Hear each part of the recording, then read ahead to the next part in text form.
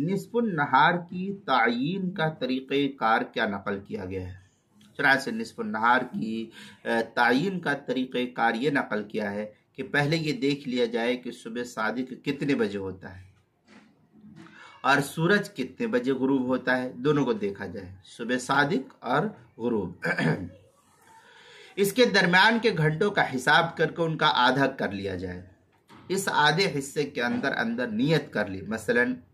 صبح صادق 6 بجے ہوتی ہے، ایک مثال میں آپ کو بتلا رہا ہوں، 6 بجے ہوتی ہے، اور کیا نام ہے غروب ہوتا ہے وہ 5 بجے ہوتا ہے۔ تو اب صبح 6 بجے سے لے کر کے 5 بجے تک کا جو شام کا وقت ہے، ان دونوں کو دیکھ لیا جائے اور اس کا جو ہے آدھا نکال لیا جائے۔ اب آدھا جو ہے 5:30 ادھر کر لیا جائے، آدھا سمجھے کہ صبح 6 بجے ہوتا ہے اور شام میں بھی 6 بجے ہو رہا ہے غروب، تو اب دونوں کو دیکھا جائے تو 12 گھنٹہ ہوتا ہے، تو 6 گھنٹہ ادھر نکال لیجئے، 6 گھنٹہ ادھر نکال لیا جائے، یہ آدھا آدھا کر کے جو ہے کر لیا جائے۔ تو اب اس آدھے حصے کے اندر نیت کر لی، صبح کے جو 6 گھنٹے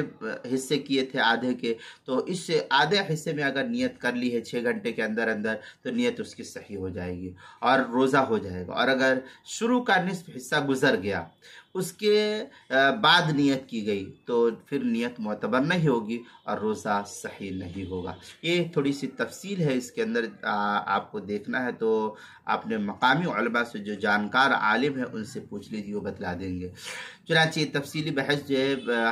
بہشت زیور کے حاشیے میں بھی نقل کی گئی، جلد نمبر 3 صفحہ نمبر 3 حاشیہ نمبر 7، جو مطبوعہ دارالاشاعت کراچی پاکستان کا چھپا ہوا نسخہ ہے اس کے اندر۔ اور روزے کے مسائل کا انسائکلوپیڈیا، اس کے حروف تہجی نون، عنوان ہے نصف النہار کی تعیین کا طریقہ، صفحہ نمبر 198 پر اس کو نقل کیا گیا ہے۔